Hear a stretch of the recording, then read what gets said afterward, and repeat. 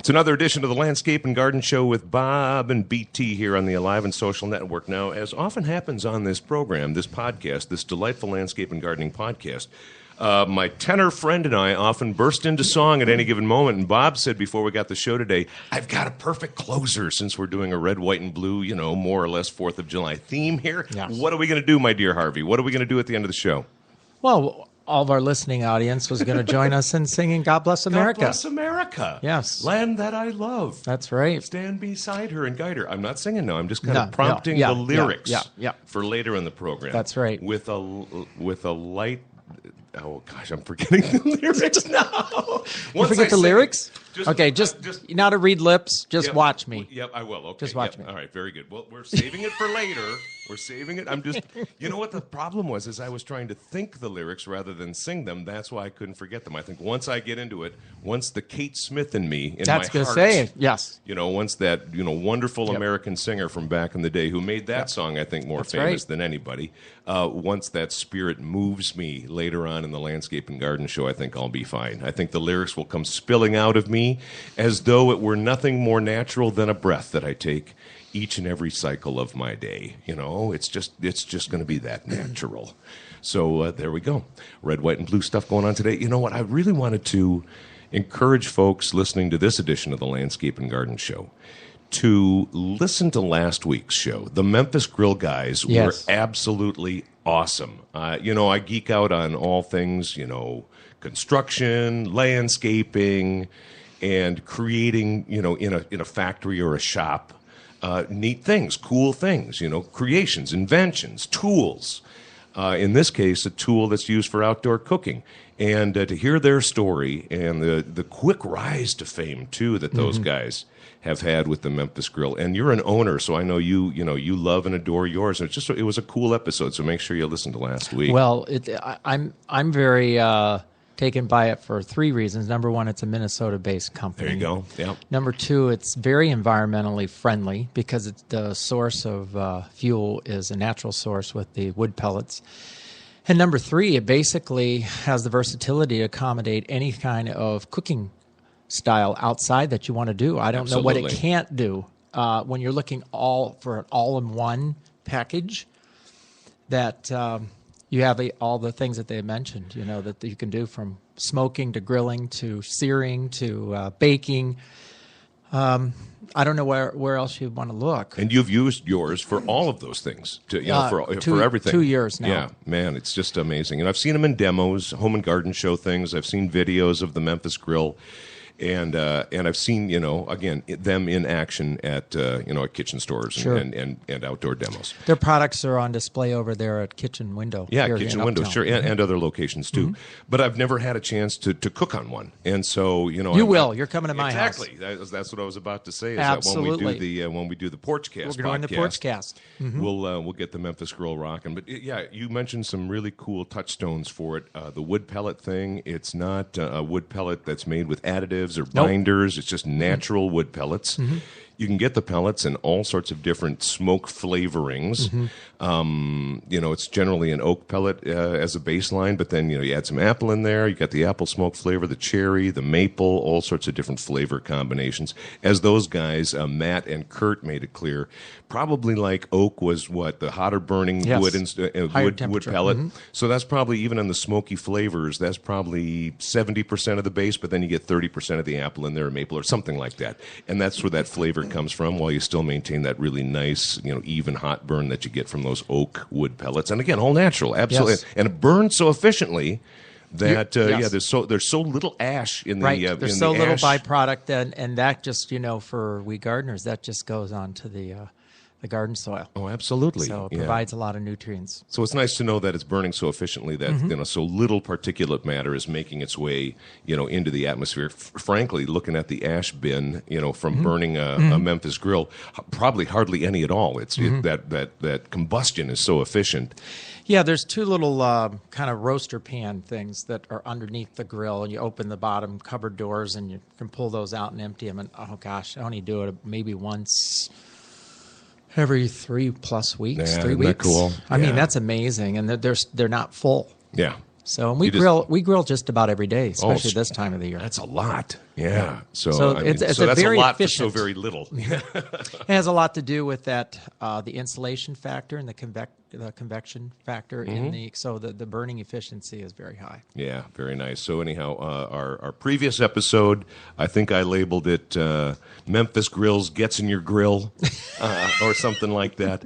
Anyhow, two really fine folks there, Matt Desmarais and Kurt Dawson, who's of the family Dawson Industries, right. that created the Memphis Grill. And they're both engineers. So both it was really engineers. It was good to get the research has been done, and they're continuing to do more research and product development. They said there's some really exciting things on the horizon they can't share yet, but they said they're going to be really good. Yeah. So it's like, we like that. We like that adventure. There was a little cloak and dagger going on, when we were asking them, trying to grill them a little bit. Come on, give us a little in. Yeah. Nope, this might be the grill industry, but there's still a little espionage out there, and we have to be careful about what we say. And Sure. That was just great. So always new developments with those guys, and just a wonderful product. So check those out, Memphis Grills, and you can go to memphisgrills.com too. But moreover, listen to Matt and Kurt with Bob and myself from our previous week's podcast. Pretty cool stuff.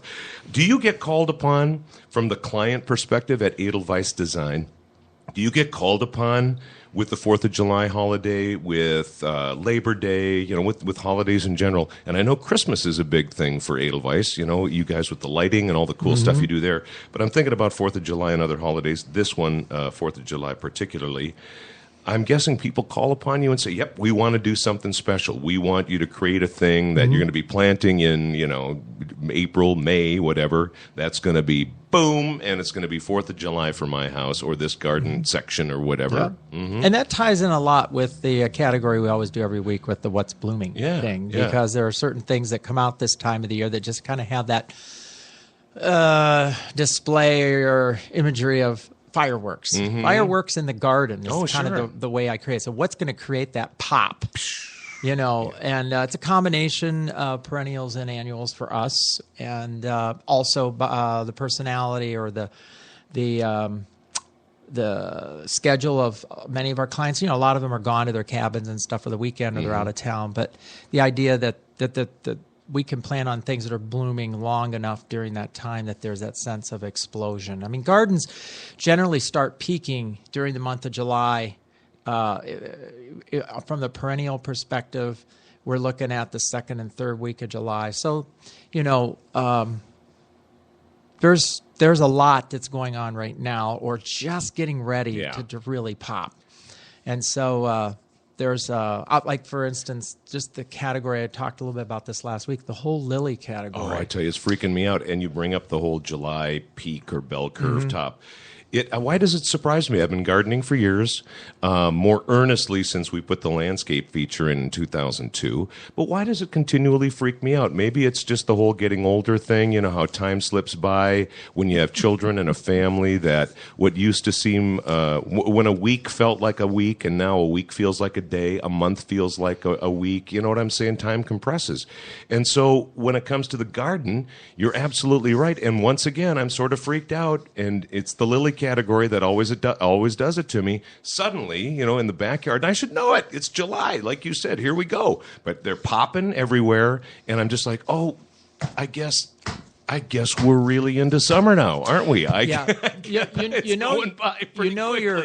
is going by. I mean, July is that pivotal month. Once psychologically, a lot of folks think that after the 4th of July weekend, which ties in with a lot of people's vacation time, sure, that they've hit the pinnacle of the summer kind of their bell curve, psyche. The calendar bell curve. And so all the hard work's been done, all the planting's been done, things are starting to bear either fruit or flower, and there's a sense of rest period in there. Well, and I think that halfway point for so many folks comes from that 9-month, 3-month cycle that we in this culture have been on, not only from the agrarian perspective, but certainly from the school perspective. Kids get out of school first part of June by and large, and they're back after Labor Day. So you got that 3-month thing. So indeed, we've got it ingrained, I think, even from when we were all kids, that July 15th or so, July 4th, but, we'll just go ahead a week. July 15th is really that halfway mark. You're 6 weeks in, and suddenly, you got 6 weeks left to go. State Fair is then only 4 weeks away. And so exactly. we're at that tipping point. And the garden tends to reinforce that because of all those blooms coming out right in that same middle period. What we talked about last week with the whole idea of the cycle of gardening and growth as it relates to rituals. Yeah. And rituals come out of those natural cycles. That's so true. So we kind of plan our life by that. Well, we always do such and such on, August 20th. That's our fair day, or this. And with the farmers markets and things like that, people can anticipate what's going to be coming in that's locally grown that they can plan on getting at the farmers market. A really neat thing happened here in Linden Hills, where I live, last week on Sunday, excuse me. We have a nice little farmers market in Linden Hills. Oh, it's great. So I came home after church, and there was this little quart of fresh strawberries on our front porch with a little note, and it says, "A sweet surprise for our sweet neighbors, the farmers market of Linden Hills." Oh, so it was from them. They literally went down the street, and every single residence that lines, 2 blocks down, they had dropped off fresh, locally grown strawberries. And I'll tell you, they were outstanding. Nothing like anything in the supermarket. I mean, they were just fantastic. Yeah, that's great. It was a nice gesture. That's very sweet, and that's a good neighborly thing to do. I used to go to that one a lot when we lived just off France on West 49th Street in Edina. And that was much, that was almost walking distance. For, we could do a long baby stroller stroll. Yep. And we would, because that was a nice walk on a Sunday morning. So we'd go there, and we had the double stroller. So, put the kid in one, and then you could load up the other one with all your goods. Exactly. So we had that going on. It was always a nice, pleasant walk. And also that Kingfield neighborhood farmers market was always a sweet one as well, and they still do a really good job. You brought up the farmers market thing, the strawberries. I'm going to take you on a quick sidebar. So keep in mind, red, white, and blue is still where we're headed here. Strawberries are red. But there you go. So that works. But what happens at the Harvey House? Do you guys get into? Oh, you guys get into by. Going? What I'm saying is, do you go to farmers market and do you buy a flat of tomatoes or 2 flats? Or what do you guys do? When it comes to canning, when it comes to making foods, when it comes to making winter a much more amenable time because you've saved a bunch of frozen strawberries or whatever it may be. What do you guys do? Well, we keep it pretty simple because we got a lot of moving parts with 5 boys. Yeah. And they're not astute gardeners at this point. Okay. So they'll help with the labor and so forth. But some of the things that are very visual that they recognize when we first moved into our home, and we use this in our landscape design too, and it's been very successful when we talk about edible landscapes, is we planted 3 cherry trees. Oh, yep. So literally right now they are heavy with fruit. How many 5-gallon buckets will you pull off those 3 trees? Oh, it won't be, we'll be lucky if we do. We might do 3/4 of one 5-gallon bucket. Well, that's pretty good. Pretty good. The 2 varieties we have are the North Star and the Evans Bali. These are really reliable producers for cherries, self-pollinating. And so in our backyard where they shoot hoops and ride bikes and jump on trampoline and stuff, they can watch the progress of this fruit ripening. And we put out the little Mylar strip tapes on the trees to keep the birds away. And then we have our dog leashed very close to the base of those trees to ward off the squirrels, which are can be really a problem. They're really the ones. So we just have to give them other things to eat or put them on a free transportation escapade to another location. Do you have one of those goofy... Have a heart trap? One of those goofy squirrel things? Or you have hearts? Yeah. Well, I've seen a couple that are just... you see them on the internet, the YouTube videos and what have you, of, the little corn cob is in the slingshot, and pew, launches them out in the yard again. And that's right, and it just confirms there are flying squirrels. Yeah, and they're not all named Rocky. No, they're not. I'm just hoping when I see that, and it's going to make me giggle every time I see one of those, silly things. I'm just hoping that it's launching it, safe to 10, 15 feet so that the squirrel's going to land and tumble no more than tumbling out of a tree, which happens to them all the time anyhow, and that they're going to be okay. Just get away from my tree. So what I'm kind of thinking about as far as this week goes, this end of June, first week of July, excuse me, is that we're really seeing a lot of fruit production coming in. And to answer your question about ritual for us, we're heavier on the fruit production than on the vegetable production. We have lots of options with my clients and stuff to have as much vegetable access as we would like.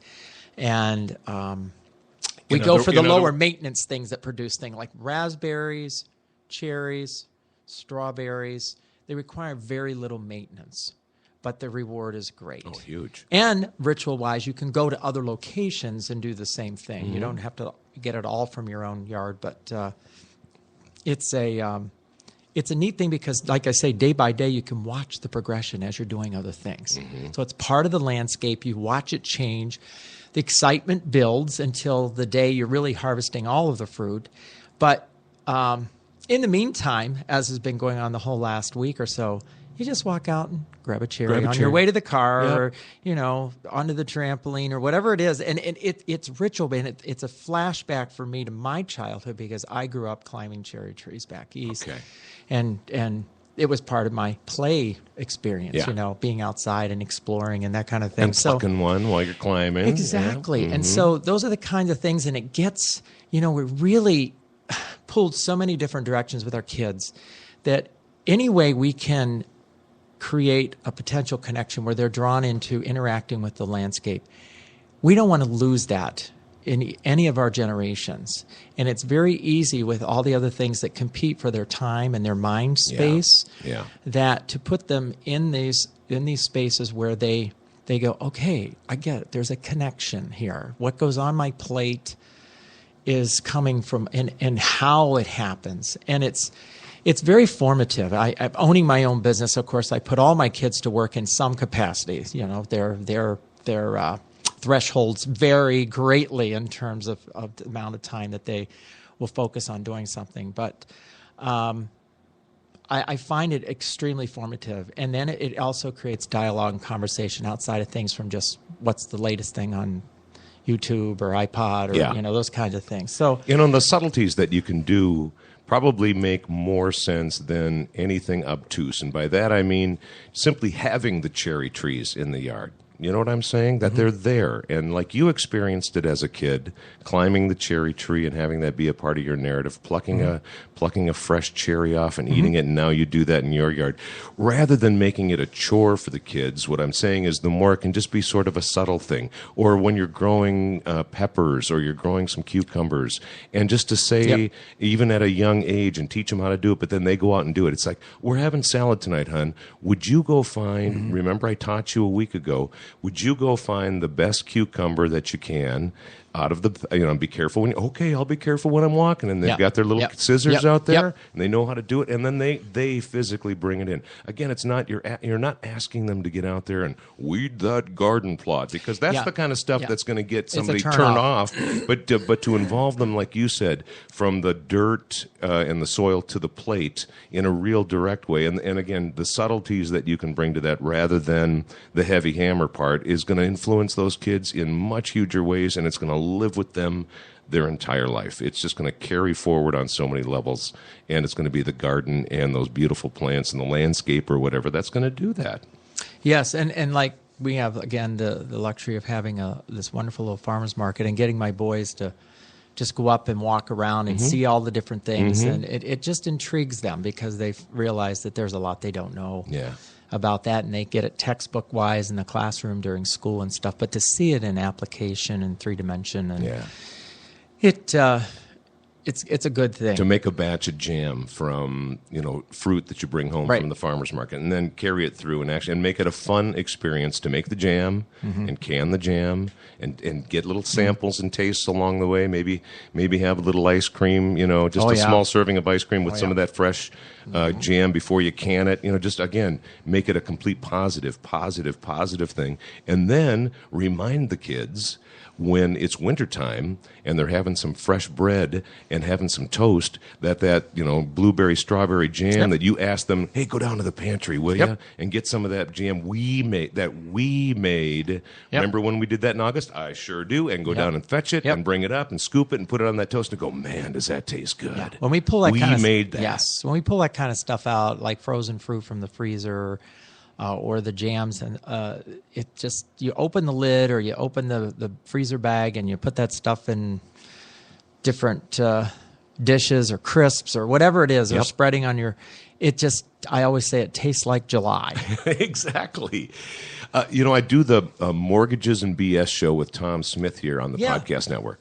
And I'm going to interject something that Tom and I covered on our recent show that really applies to what we're talking about here. On our recent Mortgages and BS show, we got into a little riff about things that you should be buying if you can afford it, and we think you can, things you should be buying and putting in your personal inventory even before you get into that house. You might be an apartment dweller, maybe a townhome dweller, something along those lines. Yeah. You may still be living at home with your parents, you're 23, 24, but you're looking to get out and move into, eventually move into your first house. Things that you can now add to your personal inventory, things that you're going to need for the home, okay? And so I was riffing on the power washer because it's the most versatile. Have one of those. I'm getting to the food part here in a second, okay? Because I didn't add this. I didn't add this to our show, to our mortgages show, and I'm going to add it to the narrative, for there, but to us. So I started off with the power washer because that's one of the most versatile tools I have around the house, and I never thought it would be. I mean, I got it because I got it when we built the pond, and I needed it to clean off the rocks. Yes, I drain the pond every other year and clean off the rocks and just get everything, fill it back up again, and away we go. And but now I use it for so many things. It's just unimaginable to me not having one now. It's there for, just cleaning the siding on the house. It's there for cleaning sidewalks. It's there for cleaning the grungy garbage and recycling bins, especially after the long winter. Then that first cleaning in the spring is like amazing because they're all caked with that, gross garbage and recycling stuff. And that's okay. That's what they're supposed to do. But man, it's just all winter long and that first cleaning, and then I'll do it a couple more times during the course of the summer. And then, when it's freezy, I can't do it anymore. But, those bins smell A-OK fine because they're living in my garage, Yeah. So other things like that. Tom, he mentioned a shop vac, just even a small one, wet, dry shop vac. Okay, I'm spending too much time on the things we talked about. I'll just wrap up real quick by saying tool chest, handy tool chest. Hammer this, a good cordless drill, and one, if you can, one that'll be in a quality system because you don't need a whole lot, but you need to have some of these tools: the drill, the saw, the sort of which may be a circular saw, maybe a jigsaw, but with the lithium-ion battery systems, which are just fantastic. Those batteries last a long time now. Okay, so there's the riff from the show. Now I'm going to add what we were talking about. Again, one of the most remarkable pieces of equipment that I've got in the home inventory is that vacuum sealer food saver. That vacuum sealer food saver.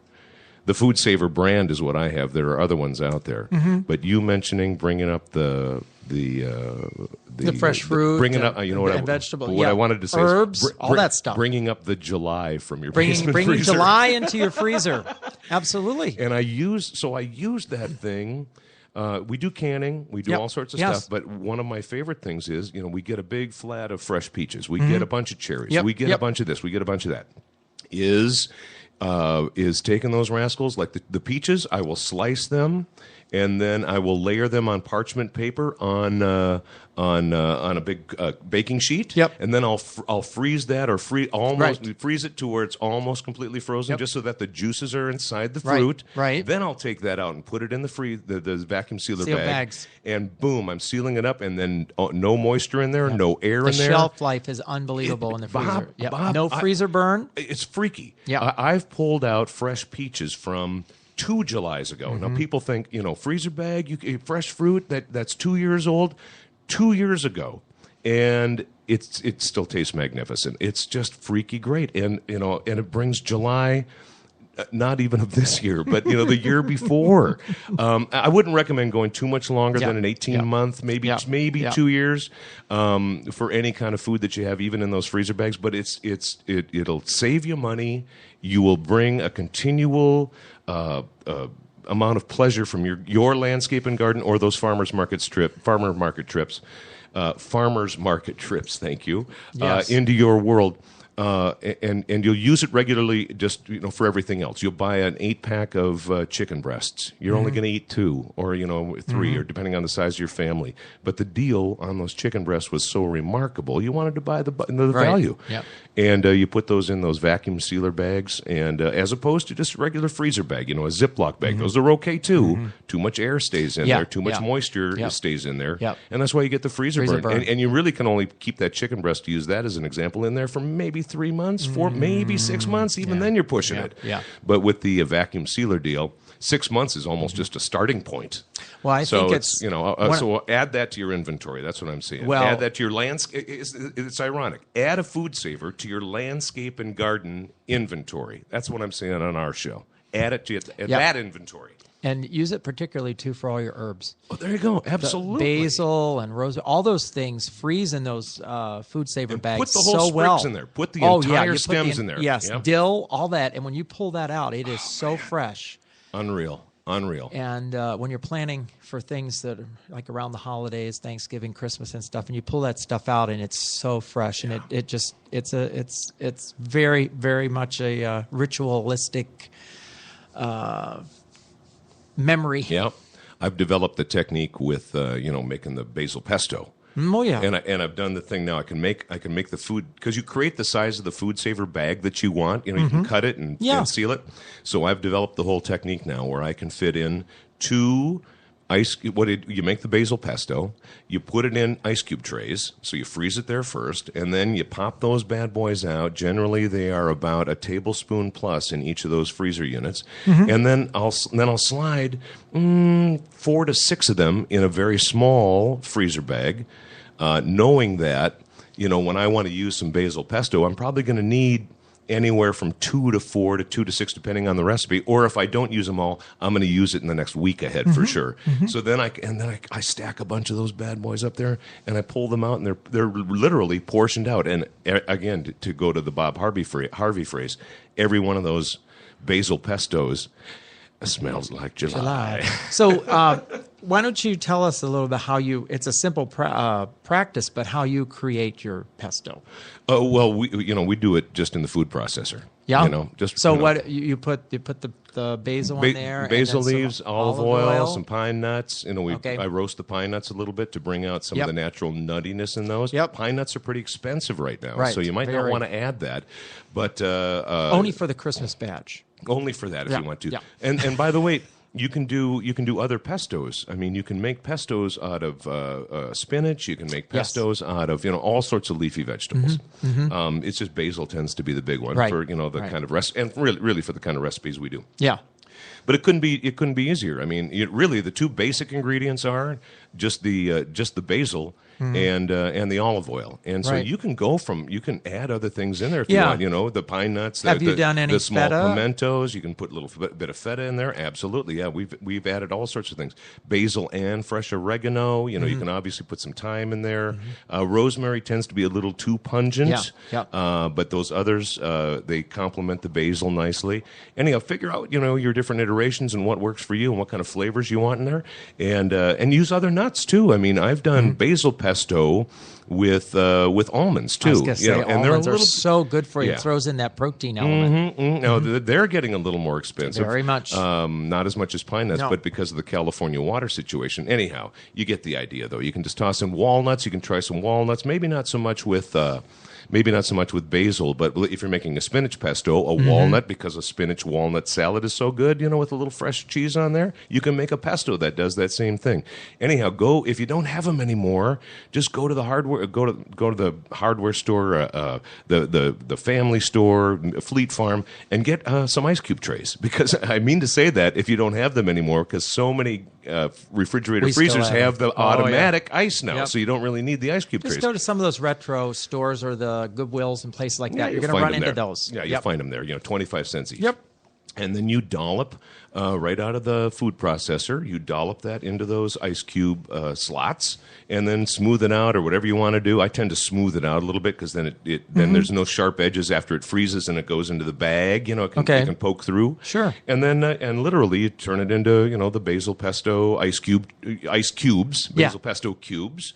And then you take them out when they're frozen, and then again for me, you can put them in a regular Ziploc freezer bag, but I put them into those small food saver bags that I create, and then 4 to 6 of them in there, and then then I'll stack up 20 of them in the freezer or in a little plastic bin in the freezer, and that's where they live. So hey, we need some more July from the basil pesto bin in the basement freezer. Go get that and just bring one up, or if we're having a party and we're making maybe a pasta thing in January, and we want to have some of that summer in January, bring up 2 of them. We're going to make the pasta. We're going to mix this in. We're going to put some cheese in there with that, and it's going to be totally like summer. So you should or probably are including this information on your Friday foodie show. Oh yeah, we talk about this stuff too. But it just got me thinking when you were bringing up the whole, and we were talking about the whole getting kids involved and bringing July into your world in January, and it just got me thinking about those tools that you should own if you don't have them. This is a good one to get. If you love the farmer's market and maybe you're into canning, maybe not. For a lot of folks, canning seems a little bit daunting. It's not, but it may seem that way, and that's fine. But there is nothing daunting or challenging about getting some fresh fruit, washing it, letting it dry a little bit, and then putting it into a vacuum seal bag and sealing it. There's nothing to that. There's nothing to that at all. And those vacuum bags will let you have that stuff really remain fresh and really remain viable for you to eat. Not only 6 months later, July and January, but maybe upwards of a year or two, given how you store it. So get that food saver. add that as much as a shovel should be in your landscape and garden inventory. Add that food saver to your landscape and garden inventory. Absolutely. Well, there's kind of 3 categories that I'm hoping that we can touch on before the end of our show today. One of them is the kind of the red, white, and blue theme as we look at our big holiday weekend coming up, and what are some ideas for reinforcing that. The second thing is because of that, I call it panic planting. Panic planting happens when today is the 1st of July and you're looking at going, oh my gosh, there's a big hole right in the middle of my garden in the front of the house, and I'm having people out for the weekend. What do I buy? What do I get? Where do I go to look? So that's panic planting. Yep. And I know even in our business, it happens. There's where did this hole appear? Overnight. How did this? How could I have missed this? Yes. So some ideas for panic planting and give you an idea of what's kind of left at the garden centers and where you can get some really good deals in terms of reductions and things like that. Nice. And then the last thing I want to talk about is plants for honeybees. We've touched on it on and off, bees, pollinators and things like that. And there's so many things, some of which can still be planted now, some of which are blooming now. Your salvias and other. Yeah, so I was going to talk a little bit about that under our what's blooming. Yeah. But there is an opportunity for us to do more there just to see and attract more of the honeybees and give them more options. That sounds good. Do you think what's blooming is going to kind of segue into red, white, and blue, or what? So let's do that. Let's jam on that right now. So in our the things that are blooming right now, we have the the penstemons are just still hanging on. Yeah. Unbelievable. Our salvias are starting to finish up, and on maintenance end, with the perennial salvias, a little shearing and cutting back of those right now will stimulate a second production. Oh, that's nice. It'll be a little less, but very, very much so. With the wonderful weather pattern that we're having, doesn't matter what color, just red ones, blue ones, whatever. Yep, and that's a good blue. There's one particular salvia a perennial salvia called Sensation Blue, that is probably the bluest of the salvias that right now, timely so, around the 4th of July are still going. So you have that nice presence of blue in the garden. A little bit taller plant too. Yes. Yeah. Well, and there's different cultivars. Some of them, the Salvia cardana gets up to about 2.5 feet tall and larger. And then the Blue Sensation that I'm talking about is only about a foot. So it's a good border plant to mix with other things like whites, like the whites of are in the perennial category, whites and silvers. So the Snow and Summer, our Lamb's Ear, which has been blooming. Yep. So you get that texture of the blue and the white. Our reds come with some of the early blooming roses that I know some people get a little fearful about roses, but we have so many easy cultivars. There's one called Cherry Pie that's a Minnesota cultivar that's a good producer and bright red flowers. There's Champlin, which has been around for a very long time. That's a very good red producer. And then our lilies, like I mentioned earlier, are early blooming Asiatic lilies. There's a lot of, there's one called Red Velvet. That there are just so many lilies that in planting you can have blooming starting as recent as a week or so ago and have them all the way up through August. Oh, that's great. If you work with even, say, 4, 5 different cultivars. In the same, people do make lily gardens. There's gardens that are just all lilies. You know, this is the biggest thing that I've been trying to work on, especially since you and I have been working on this show together. Is from you, Sensei, to me, Grasshopper. What I'm but I mean it. What I'm trying to do more than anything, and I hope our landscape and garden fans that are listening do the same thing, is that timing thing. You know, is paying attention to the cultivars. If you like lilies, if you like tulips, as this is where it began when you were talking about the tulips in the spring, and now it continues with the lilies and other things. You just really need to continue that color throughout the whole season, because I've got some areas in my garden, Bob, where it's suddenly it's green. Oh, everything's blooming here now, and then back to green. You know, in that whole section, and I want to have it. You know, give me something through the whole season. So well, that's a big lesson. You use those situations as opportunities to.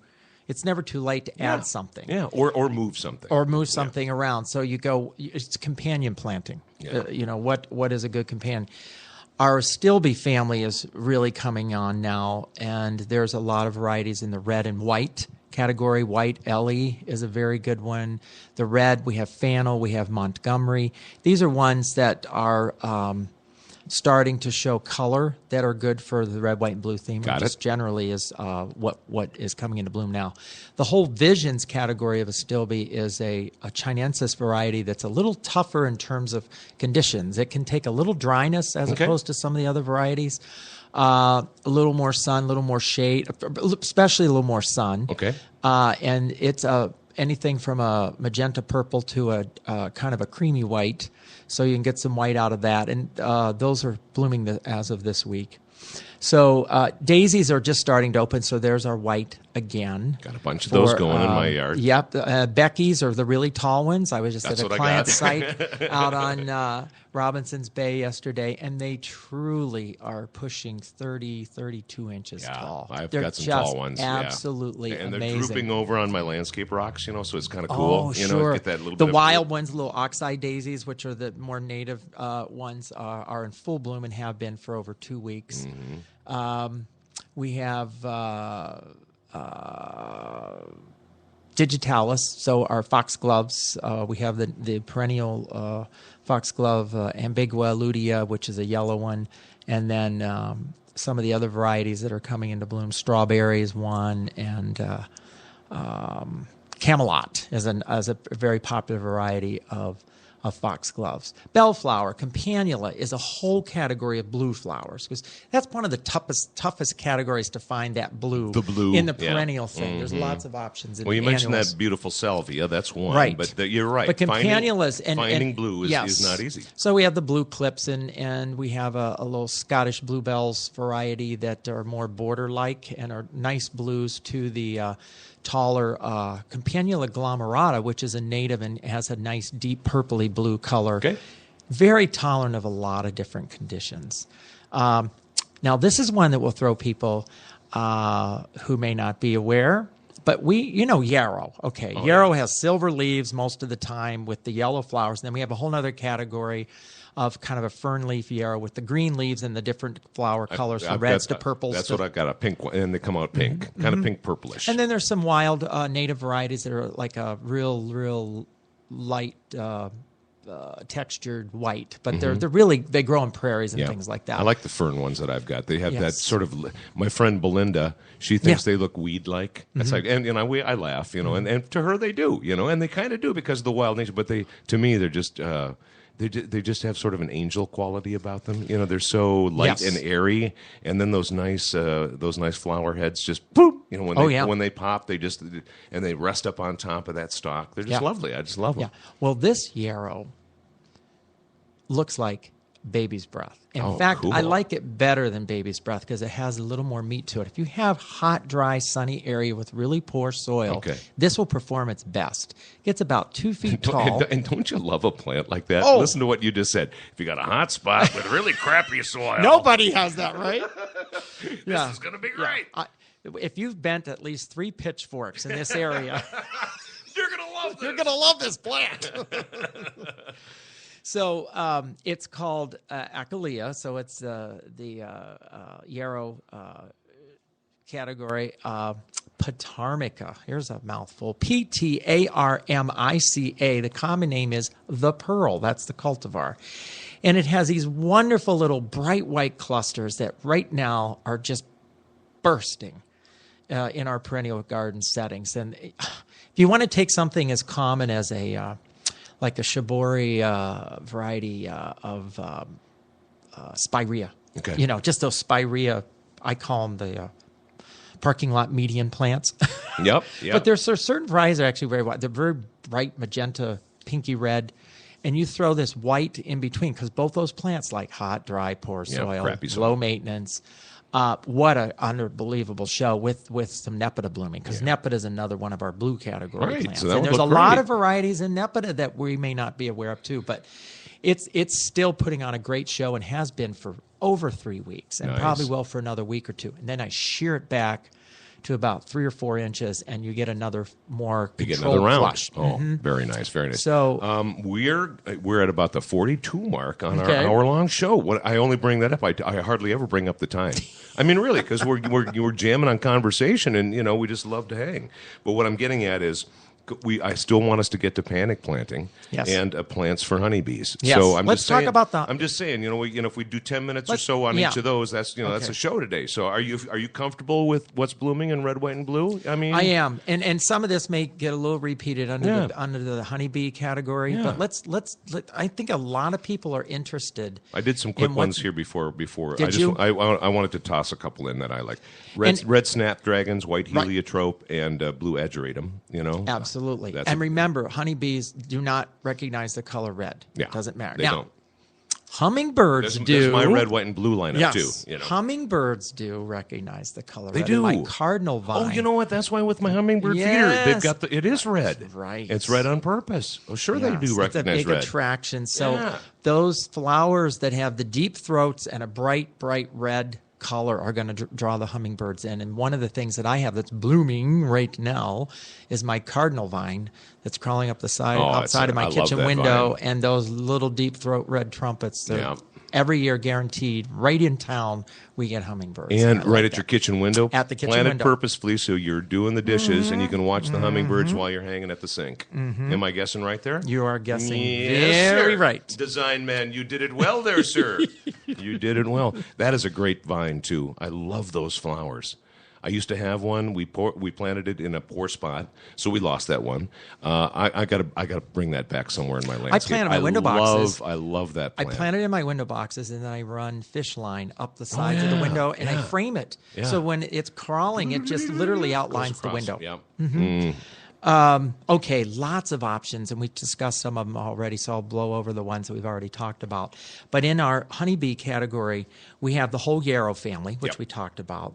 The allium family are very much an attraction for the honeybees. And chamomile keeps the deers for people away. who grow some herbs. Chamomile is absolutely fabulous. Snapdragons, you mentioned, Aruncus, the goat's beard, and then Asclepias family, the milkweed and the butterfly weed. The milkweed is the one that has more of the lavender-colored, kind of ball-shaped flowers. They're opening right now. And then the butterfly weed is just opening right, that bright orange color, which again is a great fireworks pop to the garden. And then the aster family. So we're not seeing a lot with asters now. There are a few early bloomer varieties, but those are going to be coming on mid and late summer when we need good pollinators, and some of these other earlier blooming perennials and annuals are starting to shut down. Yep. So especially the New England aster, which goes well into the fall, and with warm weather, the honeybees will still be out. Borage, which is a kind of in the herby category and can really take over some hard to grow areas. Really great pollinator. The Campanula family, so the bluebells and the cluster bellflowers. Centuria, the bachelor button variety, the perennial variety, very, very good. Coreopsis, that's something in bloom right now. The bright yellows, the little daisies, from the Moonbeam to the Zagreb, all the Tixie varieties. Awesome fabulous. addition to any landscape, any garden. Yep, our foxgloves and our coneflowers are coming into bloom now. So if you are one of the fortunate people, and this is, when we have a segment, we talk more about plant challenges with diseases and pest control, et cetera. A lot of folks have started shying away from some of the coneflowers because of what we call aster yellows. Aster yellows is something that affects the plant. Is it a virus? Is it a fungus? It's like a virus, and it actually causes the plant to become deformed, and the flowers don't open, and it gets in the soil, and it's hard to get rid of. So some people give coneflowers a rest in certain parts of their gardens and stuff until they feel it's safe to plant again. Other flowers or other plants would be unaffected by this? It's mostly a coneflower thing? It can affect some other plants, but not to the degree that it affects the coneflower family. All right. Hey, in the midst of this bee stuff, I want to ask you about Linden Hills. Yeah. Is there anybody? I'm guessing yes is going to be your answer. But are there beekeepers in your neighborhood? Are there people doing the urban I'm sure beekeeping there are. thing? I don't know any personally yet, but I would suspect that there are. I know that there's some chickens around. Yeah. I've got a corner I'm really thinking hard about doing it. Yeah. I've got in my backyard with the landscape and stuff. There's a slope that goes up to my back fence line with my neighbor, and what I need to do is sort of level out a part there. I might do some landscape field stone or just something to add, make it just one level spot in the midst of that bit of slopage, and then I can put something on top of that in the way back corner. Nobody's back there, nobody's disturbed there, and it's the back corner for 4 yards. Mine, the other neighbors, just like where the four corners come together, in the states in the West, with Arizona, New Mexico, Colorado, Utah. So that's where that fence is like, and it's just nobody's back there. What I'm getting at is it would be an wonderfully undisturbed place to do the beehive. And my neighbor, Marianne, just across the fence line, she's got a whole line of lovely flowers on that fence line, and she does a really nice job with the seasonality, and she does a far better job than I do in keeping that rolling color thing. She's got her asters back there that are going to be coming out in August, and she's got other things like that bloom throughout the season, the tulips early and others later. So, I'm considering it, and that's this whole bee narrative that we've got going on here is really something that take note if you want to do the beehive thing, and again, I'll keep you posted on my progress, but I am thinking of doing it. I think it's a great idea. Our mint family, and which a sidebar of that is Monarda. So the bee balm, which is also exploding right now. The red ones are it looks like fireworks. Yeah. And there's other varieties, lavender and purple. Those are great pollinators for bees. The Russian sage, pulmonary, which bloomed earlier in the season. That's the spotted. The less endearing name would be. It's just I got a blank. I'm going to move on. No worries. Brain farts happen. We've got our whole herb family. So with the mints, the thyme, the creeping thyme, sure. We have the salvias that we talked about, rudbeckias, which are starting to open up. So those are good pollinators. Creeping thyme, and it's funny. A lot of these you don't. Veronica, another good blue for the garden. It's been in full bloom now for a few weeks, particular blue icicles. There's all different kinds of varieties as well. So the Veronica. And a Veronicastrum, which is the really tall variety that's going to get ready to open here within a week. And that's, 4, 5, even 6 feet tall. And our Joe Pyeweed. our eupatorium, another great bee pollinator. So there's lots of options. And then even in the annual category, we mentioned a few of them with the snapdragons and zinnias, those kinds of things. Great bee pollinators. Some of those that you mentioned. Sneezeweed, another good one. And the tall yellow coneflower, I think about that's about 6 feet plus tall. Is it really the yellow coneflower? Really, really nice one. The bees love that one. Some of those that you mentioned, you're going down the line. It's like, wow, I didn't know that was a good pollinator. I love the plant, but you just sometimes I guess we make assumptions about. A bee is going to like this because it's really, flowery this way, only this way. But no, there's so many other. The other thing I want to just tie in with this is a lot of these plants that I just mentioned that are in the high bee pollinating category are also really highly resistant to grazing from rabbits and deer. Critters. Yeah. Well, most of them are. And you brought up the allium early on. It's like right away there. Well, because they have so much, they have strong scents and odors associated with them, and the textures are challenging at times. So they're less prone to the grazing. Even lamium, which is a good ground cover in sun and shady spots, the different varieties of lamium and lamiastrum, great pollinators. All right, we got about a good solid 8 minutes. And you know what? I'm going to begin it by going, "Ah!" because it's the panic planting. It's the panic planting. And remember, we still got to fit in God Bless America. Oh, that's right. All right. So, well, panic planting. Okay, I'll speak from a personal and professional experience because I do this for so many years, is that the things that give a big pop that are going to transplant well at this late date. And really, it's not that late because Minnesota, July is like June in a lot of other states, and our April's like other people's May. Right, it's just that we just tend to have a compressed season. Conditions are very good for transplanting. There's good soil moisture now. So what I'm finding at the garden center are things that can create accents. So let's start with the shade areas because that's one of the tough areas and say, well, okay. Where a lot of holes will develop. Right. Yeah. You have, if there are places you had bulbs, you say, well, I'm not sure about planting impatiens and things like that because of the powdery mildew and stuff that's developed with them.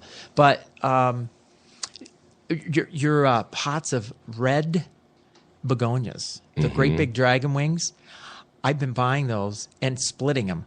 Like, if you want to split, sometimes there's 8-10 plants. They're on sale, sometimes 50% off. You get a lot of mileage. So those will pop really well in a shade area, as well as just a larger container of coleus, because it takes full shade, big pop, instant color.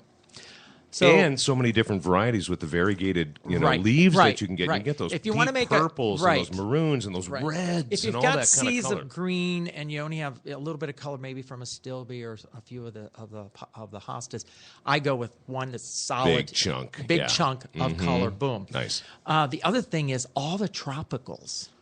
Your tropical plants right now in many places are 50% off. And I love doing this. So in April and May, love doing this. when because they're tropical, and our April, May still feels like late winter, early spring in some cases, you can't put them out then. Of course not. So I just kind of wait. Oh, yeah.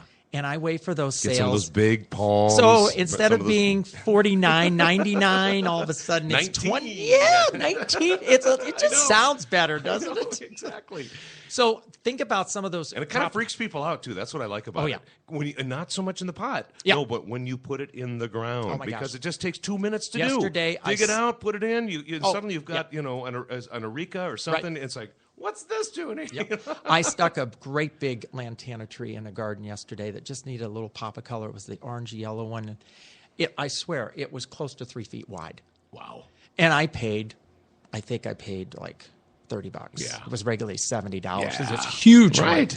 But boy, did it fill a hole really fast. Yeah. Also, there's still a lot of Mandevilla, Dipladenia available. A few of the jasmines for the scent. Get them on your deck. Mm-hmm. It's just worth it because they're so dang cheap now, and all they're going to do is compost them. Hopefully. Exactly. Yeah. So pots of zinnias, pots of some of these fast-growing annuals with the salvias, and the other thing you'll see is the periwinkle, the annual periwinkle